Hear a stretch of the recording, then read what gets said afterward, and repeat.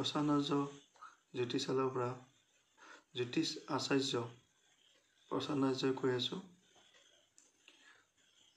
2020 আৰু 2021 এপ্ৰিলৰ 1 তাৰিখৰ পৰা মাৰ্চৰ 31 তাৰিখ আপোনালোকৰ গোটেই বছৰ দিনটো কেনেকুৱা যাব আৰু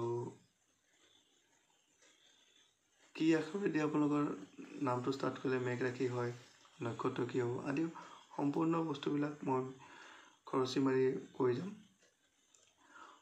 অনুগ্ৰহ কৰি মোৰ ভিডিঅ'টো আপোনালোকে লাইক কৰে, ছাবস্ক্ৰাইব কৰে, তাৰ বাবে মই বিনম্ৰ অনুৰোধ জনালোঁ। যদিও মোৰ ভিডিঅ'টো নতুন চেনেল 2-3 দিনমান হৈছে খোলা, গতিকে দেৰিকৈ হ'লেও মই আপোনালোকৰ প্ৰত্যেকটো ৰাশি বিষয়ে মই খৰচি মাৰি কৈ যাম। এতিয়া আৰম্ভ কৰোঁ। মেঘ ৰাশি মানুহৰ জাতক হওক বা জাতিকাৰ হওক, নামটো ষ্টাৰ্ট হ'ব অ, আ, ল, প্ৰথম চ, চু ইত্যাদি নামেদি ৰাশিটো ষ্টাৰ্ট হ'ব। আৰু তেখেতসকলৰ নক্ষত্ৰ হ'ব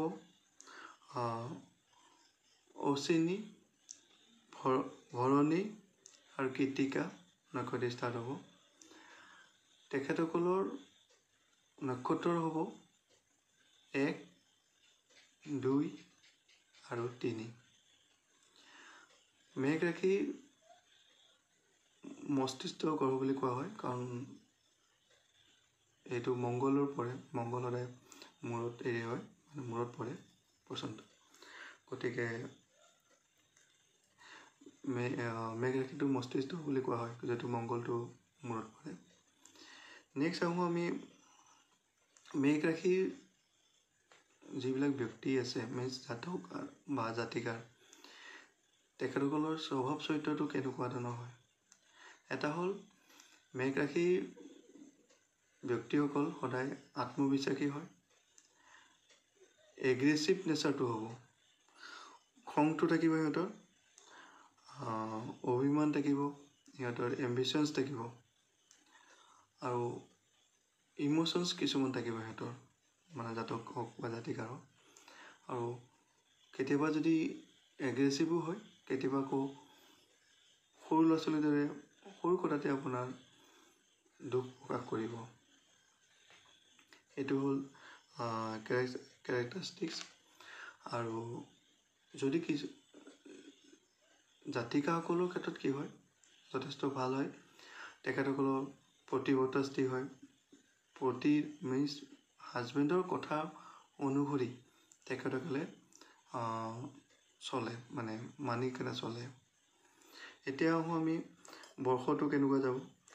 জন্ম ৰাশিত আপোনাৰ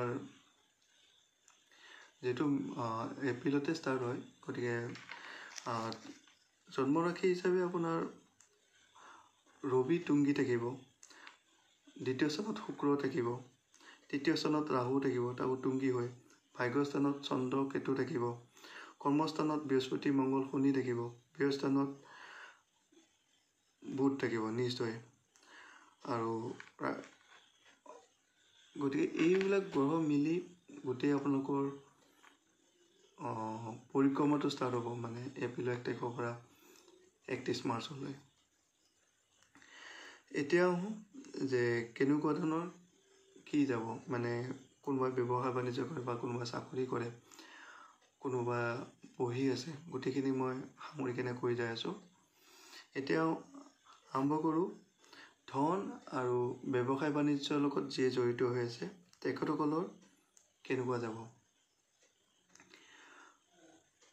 যিহেতু মই কৈছোঁ শুক্ৰ তুংগী হৈ আছে, গতিকে ব্যৱসায় বাণিজ্যৰ ক্ষেত্ৰত তেখেতসকলৰ যথেষ্ট ভাল যাব। তেখেতসকলৰ ইনকাম চ'ৰ্চটো বাঢ়িব, তেখেতসকলে ব্যৱসায় বাণিজ্যৰ ক্ষেত্ৰত নতুন যোগাযোগ কিছুমান হ'ব, আয়টো গোটেই বছৰ দিন বৃদ্ধি হ'ব।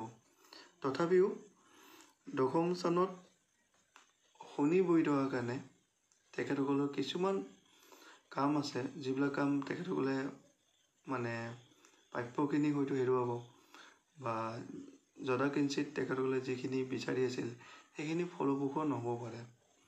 গতিকে শনিটো অলপ প্ৰভাৱটো অলপ নিগেটিভ কৰিব।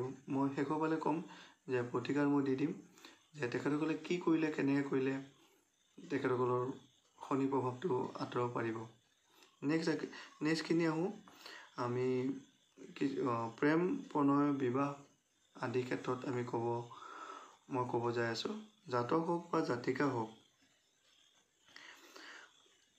তেখেতসকলৰ যদি বিবাহ উপযুক্ত হৈ আছে বা কিছুমান জাতক হওক বা জাতিকা আছে প্ৰেমৰ ৰিলেশ্যনশ্বিপটো চলি আছে, গতিকে কেনেকুৱা যাব গোটেই বছৰ দিনটো মই তাকে ক'ব যাই আছোঁ।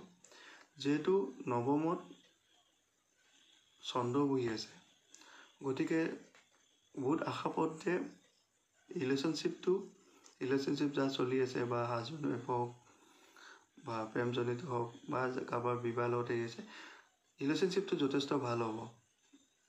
মানে প্ৰেম হ'ব, বুজাবুজি থাকিব, আণ্ডাৰষ্টেণ্ডিং থাকিব, ইজনে ইজনক প্ৰতি ৰেচপেক্ট কৰি চলিব, কেয়াৰিং হ'ব, এইবিলাক গোটেইখিনি গুণ চন্দ্ৰ থকাৰ কাৰণে গোটেইখিনি ভাল হ'ব। তাৰ মাজতো অলপ কওঁ, অলপ নিগেটিভ এটা এফেক্ট পৰিব এইটো বছৰ কাৰণে। মংগল আৰু শনি প্ৰভাৱটো মানে ৰিলেশ্যনশ্বিপত পাব। গতিকে যিটো প্ৰভাৱটো পাব, গতিকে ৰিলেশ্যনশ্বিপটোৰ মাজে মাজে হয়তো কাজিয়া পেচাল হ'ব পাৰে, মাজে সময়ে হয়তো ভুল বুজাবুজি হ'ব পাৰে, এনেকুৱা ধৰণৰ সৃষ্টি হ'ব। কিন্তু বছৰৰ অৱশেষত গোটেইখিনি বস্তু যদিও ভুল বুজাবুজি বা মিছআণ্ডাৰষ্টেণ্ডিং হৈ আছে, হ'ব পাৰে, ৰাহুৱে গোটেইখিনি বস্তু ঠিক কৰিব আৰু যিয়ে উপযুক্ত জাতকে জাতিকা চাই আছিল বা জাতিকাই জাতক চাই আছিল, শেষৰ ফাললৈ ৰিলেশ্যনশ্বিপটো ধুনীয়া হ'ব, গভীৰ হ'ব আৰু দূৰলৈকে আগবাঢ়িব পাৰিব। নেক্সট বস্তুটো হওঁ আমি বিদ্যাৰ ক্ষেত্ৰত এইবাৰ বৃহস্পতি আৰু শুক্ৰ বহি আছে। গতিকে বৃহস্পতি আৰু যেতিয়া শুক্ৰ বহি আছে, গতিকে পঢ়া শুনাত যি ল'ৰা ছোৱালী কৰি আছে তেখেতসকলৰ ক্ষেত্ৰত যথেষ্ট ভাল যাব। মানে তেখেতসকলৰ গোটেই বছৰ দিনটো মানে আগবাঢ়িব পাৰিব। আৰু যিবিলাক ল'ৰা ছোৱালী কাৰিকৰী দিশত জড়িত হৈ আছে, যেনেকৈ ধৰক অভিযন্তা হ'ব পাৰে বা চিকিৎসক হ'ব পাৰে বা ৰাজনীতিবিদ হ'ব পাৰে, তেখেতসকলৰ বছৰটো অত্যন্ত শুভ যাব। তাৰ মাজে মাজে ৰাহুটো যথেষ্ট তুংগী হৈ আছে।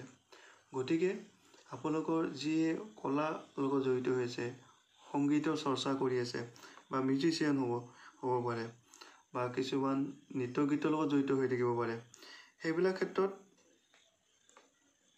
বছৰটো দুদিন যথেষ্ট ভাল যাব। আৰু যি এডুকেশ্যনৰ লগত জড়িত হৈ আছে বা কাৰিকৰী দিশত বেছি শুভ দেখা যায়, আৰু যিয়ে হয়তো এক্সামৰ কাৰণে প্ৰিপেৰেশ্যন কৰি আছে তেখেতসকলেও ভাল যাব। আৰু যিসকলে বিদেশত পঢ়া শুনা কৰি আছে, কাৰিকৰী হওক বা বেলেগ দিশতেই হওক, তেখেতসকলৰ যথেষ্ট ভাল যাব, যথেষ্ট সুনাম কৰিব পাৰিব। গতিকে গোটেই বছৰটো মতে পঢ়া শুনা কৰি থকা ল'ৰা ছোৱালীৰ ক্ষেত্ৰত যথেষ্ট ভাল যাব। এটা কথা আৰু ক'ব বিচাৰোঁ যে মই প্ৰিডিকশ্যন দি আছোঁ আপোনালোকৰ যাতে নলেজটো গেইন হয় আৰু ভালদৰে কৰিব পাৰে। এইটো নহয় মই ভাল হ'ব বুলি ক'লোঁ, পঢ়া শুনা নকৰি যদি বহি থাকে, পঢ়া শুনা নকৰে, তেতিয়া হয়তো ৰিজাল্টটো ভাল নহ'ব। বা এনেকুৱা ধৰণৰ হ'ব পাৰে যে মই অলপ বেয়া ক'লোঁ বুলি বেয়া হ'ব, সেইটো নহয়। যদি কষ্ট কৰে, সাধনা কৰে, চৰ্চা কৰে, তেতিয়া বস্তুটো ডেভেলপ হ'ব। নেক্সট আহোঁ আমি কৰ্মক্ষেত্ৰত শনি ৰাহু কেতু এই তিনিটা গ্ৰহ বহি আছে। গতিকে বছৰ দিনটো অলপ ইফাল সিফাল চলিলেও কিন্তু এভাৰেজ ৰিজাল্ট এটা পাব।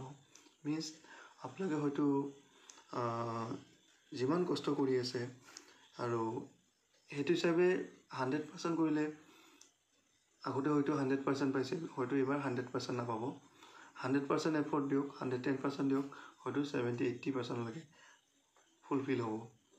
তাৰ মাজতে যি কৰ্মক্ষেত্ৰত কাৰিকৰী হওক, চিকিৎসক হওক বা PWD হওক, যি সংগীত হেৰি কৰি আছে বা কণ্টেক্ট কৰি আছে আদি দিশত যিবিলাকে জড়িত হৈছে সেইসকলৰ যথেষ্ট ভাল যাব। মাজে মাজে কৰ্মক্ষেত্ৰত শনি গ্ৰহটোৱে কিছু পৰিমাণে জটিলতা বৃদ্ধি কৰিব।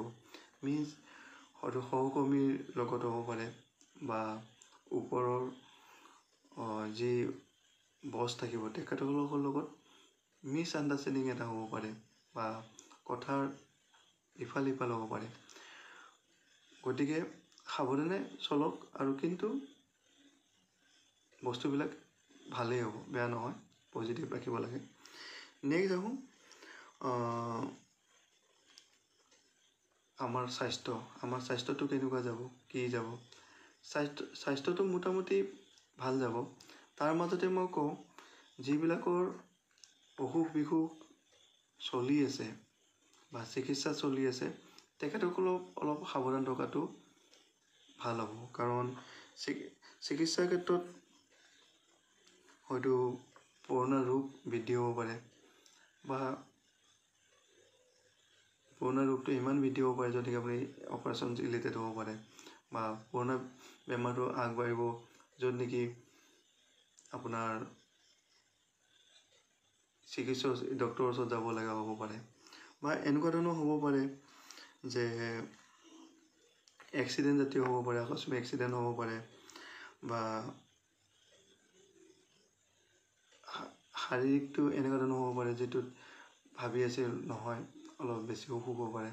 গতিকে অসুখৰ ক্ষেত্ৰত যথেষ্ট সাৱধান থকাটো ভাল হ'ব। তাৰোপৰি শেষৰ ফাললৈ আপোনালোকৰ যিখিনি প্ৰব্লেম আছে বা যিখিনি হেৰি আছে সেইখিনি চল্ভ হ'ব। মানে সমস্যাখিনি আছে, বেমাৰ আজাৰখিনি বছৰৰ শেষৰ ফালৰ পৰা আঁতৰা ষ্টাৰ্ট হ'ব লাহে লাহে। নেক্সট আমি যাওঁ প্ৰতিবিধান মিনছ প্ৰতিকাৰ। এইটো বছৰ আপোনালোকৰ চবতকৈ প্ৰব্লেম কৰিব শনি আৰু বৃহস্পতি গ্ৰহই। শনিয়ে আপোনালোকৰ সমস্যাসমূহ যথেষ্ট বৃদ্ধি কৰিব। গতিকে যাৰ সামৰ্থ্য আছে তেখেতসকলে হয়তো যদি ষ্ট'ন ল'ব পৰা কেপাচিটি আছে তেখেতসকলে হয়তো নীলম ষ্ট'নটো পিন্ধাটো যথেষ্ট ভাল হ'ব। নীলম আপোনাৰ 4 কেৰেট মানৰ নীলম আপোনালোকে পিন্ধক, চিলনিছ নীলম পিন্ধক। আৰু বৃহস্পতিৰ কাৰণে পখৰা ষ্ট'নটো 6 কেৰেট মানৰ ল'লে যথেষ্ট ভাল হ'ব।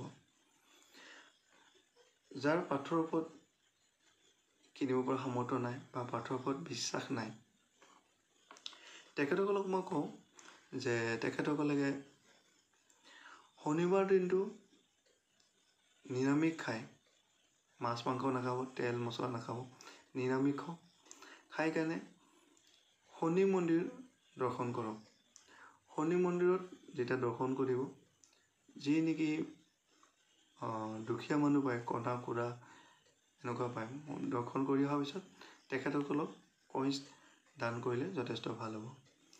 নেক্সট কওঁ বৃহস্পতিবাৰ দিনটো। বৃহস্পতিবাৰ দিনটো আপোনালোকে বৃহস্পতিক মন্ত্ৰ জাপ কৰিব পাৰে বা আপোনালোকে হালধীয়া কাপোৰ পৰিধান কৰিলে বা মন্দিৰ দৰ্শন কৰিলে যথেষ্ট শুভ ফল আপোনালোকে পাব। আৰু তাৰ মাজে মাজে আপোনালোকে হয়তো মন্দিৰ যদি যায় তেনেহ'লে মন্দিৰত আপোনালোকে বুন্দিয়া লাড্ডু 5টা বা 7টা দি আপোনালোকে পূজা কৰিলে বৃহস্পতিবাৰ দিনা হয়তো গণেশ মন্দিৰ কৰিব পাৰে বা মহাদেৱৰ মন্দিৰত কৰিব পাৰে কৰি কেনে পূজা অৰ্চনা কৰক আৰু পৰাপক্ষত সেইদিনা আপোনালোকে জ্যেষ্ঠ ব্যক্তি যি আছে বা শিক্ষক হ'ব পাৰে বা মা দেউতাৰ চৰণ চুই আশীৰ্বাদ ল'ব যথেষ্ট ভাল ফল পাব গতিকে আশা কৰোঁ আপোনালোকৰ মোৰ ভিডিঅ'টো চাই অলপ হ'লেও উপকৃত হৈছে বা হ'ব যদি উপকৃত হৈছে বা হ'ব বুলি আপোনালোকে ভাবিছে তেনেহ'লে মই অনুৰোধ কৰিম যাতে আপোনালোকে এইটো শ্বেয়াৰ কৰে যাতে এই ভিডিঅ'টো যাতে দুজনে আৰু দুটা নতুন কথা শিকে আৰু নিজৰ কৰ্ম প্ৰণালীটো গোটেই বছৰ দিন ধৰি ৰাখিব পাৰে তাৰ বাবে মই অনুৰোধ জনাম ধন্যবাদ